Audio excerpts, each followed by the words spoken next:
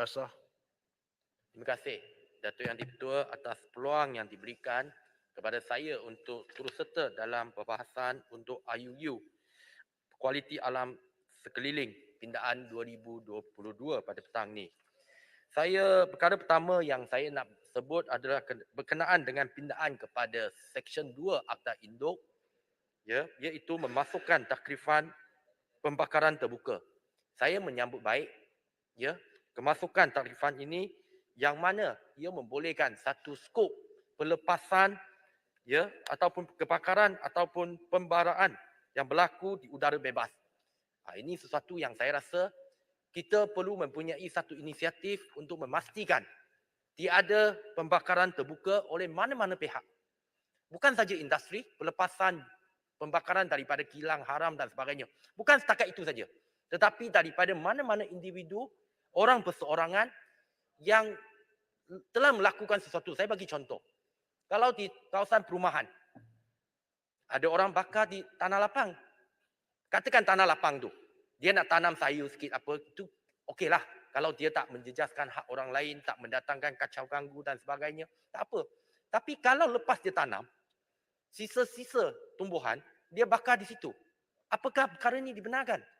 Jadi saya harap dengan kemasukan pembakaran terbuka, takrifan yang baru ini, ia akan membolehkan pihak Jabatan Alam Sekitar di semua tempat boleh ambil tindakan yang sewajarnya.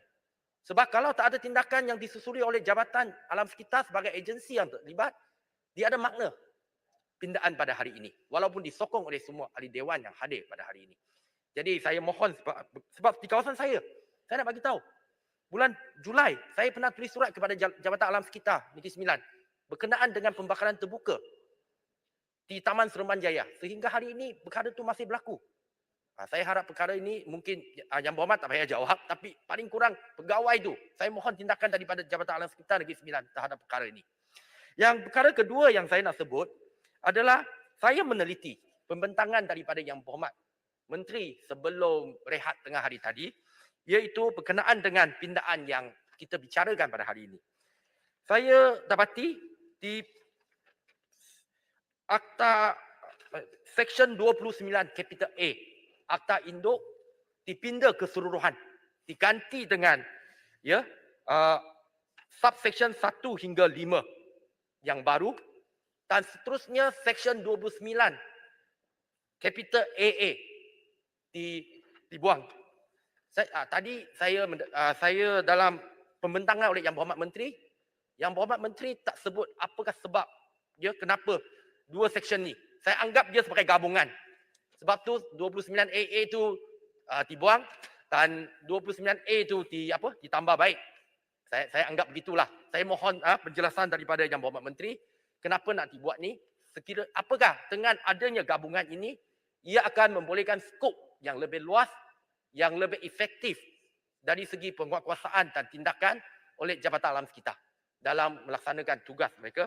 Jika itulah niat untuk pindaan ini, saya rasa kita semua wajar menyokong sebab ia adalah untuk kebaikan.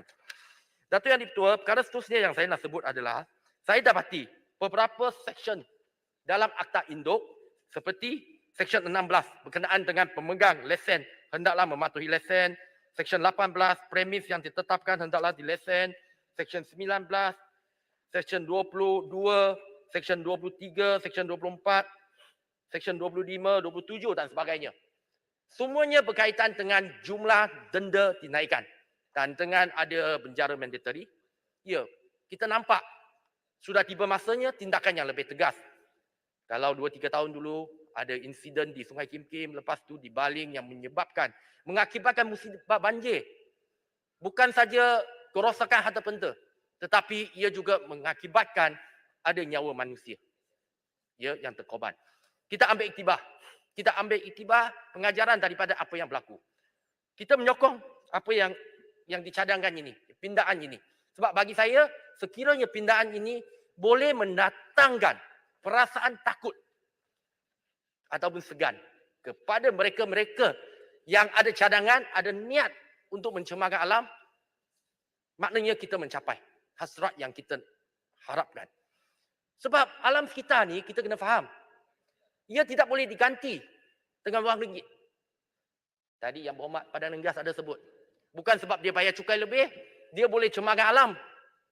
Sebab bila cemarkan alam, kita nampak, oh mungkin hutan tu ditebang dan sebagainya. Bukan setakat itu. Akibat dia akan mengibatkan musibah kepada manusia. Dia boleh menyebabkan hakisan tanah runtuh, sungai akan menjadi lebih cetek, dan sudah pastinya musim banjir. Nah, ini hujung tahun ni. Saya rasa Yang Berhormat, saya banyak kali pun sebut dengan Yang Berhormat, bukan saja dalam Dewan, di luar sana, banyak kali saya bincang dengan Yang Berhormat pasal Sungai Linggi. Saya rasa kalau Yang Berhormat nampak muka saya, dia mungkin tak ingat rasa, dia ingat Sungai Linggi. Itu antara yang saya rasa perkara-perkara yang boleh kita lakukan di peringkat punca dia. Peringkat punca bukan JPS. Di peringkat penghujung dia JPS sebab sungai. Tapi puncanya Jabatan Alam Sekitar. Dan adalah menjadi tanggungjawab setiap daripada kita untuk sama-sama membentung hakisan. Sebab ia adalah kurnia Tuhan yang tidak boleh diganti. Bukan kita kutip cukai lebih, teks lebih dan lepas tu benda tu pulih sepenuhnya. Tidak. Kerosakan yang terjadi akan kekal. Walaupun kita lakukan pelbagai usaha selepas itu. Jadi bagi saya bagi satu contoh yang saya rasa perlu ada tambah baik daripada Jabatan Alam Sekitar. Apabila Jabatan Alam Sekitar meluluskan EIA, Environmental Impact Assessment Report, laporan EIA. Kena tegas. Saya tahu ada banyak syarikat pergi lobby Jabatan Alam Sekitar. Dia punya lobby macam-macam lah. Apa itu macam-macam? Saya tak mahulah sebut ada ketirisan dan sebagainya, tapi kita sama-sama maklum. Ada juga gunakan orang kenamaan dan sebagainya. Dapatkan kelulusan EIA report. Dan akhirnya, saya bukan nak buat tuduhan, tapi ini hakikat yang saya rasa ramai dalam ahli-ahli Dewan sedia maklum. Saya bagi satu contoh, nak bina incinerator di kawasan yang kepadatannya tinggi di Negeri Sembilan. Dikelilingi oleh banyak kilang memproses makanan. Ada kawasan perumahan yang terdekat bawah 2 km. Tapi EIA report lulus. Saya sendiri terlibat dalam pantahan. Dan akhirnya orang heret saya pergi mahkamah. Sebab orang tak puas hati dengan pantahan saya. Tapi bagi saya, memperjuangkan alam sekitar yang tidak tercemar adalah tanggungjawab kita bersama. Walaupun kita terpaksa menanggung apa-apa risiko daripada pihak yang ada kekuatan dari segi kewangan untuk melakukan saman siwa di mahkamah. Jadi saya harap Jabatan Alam Sekitar selepas pindaan kita, saya sokong pindaan ni, saya nak sebut secara terbuka. Lakukan yang terbaik. Pastikan kita benar-benar ada kekuatan dari segi bidang kuasa, dan jika perlu untuk tambah kaki tangan dan pegawai, mohon Menteri boleh benarkan ataupun Suruhanjaya Perkhidmatan Awam boleh benarkan, menambahkan kekuatan yang sedia ada. Pastikan penguatkuasaan tersebut betul benar-benar efektif dan berkesan dalam menjamin bahawa alam kita ini tidak terjejas, tidak dicemari. Dan juga saya mencadangkan di setiap Jabatan Alam Sekitar, kalau boleh di negeri ataupun negeri dan daerah, setiap tempat ada hotline 24 hours setiap hari. Dan ia perlu diwawakan kepada orang ramai. Sebagaimana pihak berkuasa tempatan, sebagaimana hotline untuk bencana alam dan sebagainya. Untuk memudahkan orang ramai melaporkan sebarang kegiatan ataupun aktiviti yang boleh mencemarkan alam sekitar. Jadi Jabatan Alam Sekitar selepas mendapat bidang kuasa tambahan ini, kita setuju bagi bidang kuasa tambahan untuk kebaikan bersama. Tetapi perlulah meningkatkan prestasi, effectiveness masing-masing dan sama-sama kita memelihara alam sekitar yang dikurniakan oleh Tuhan kepada kita dan generasi akan datang.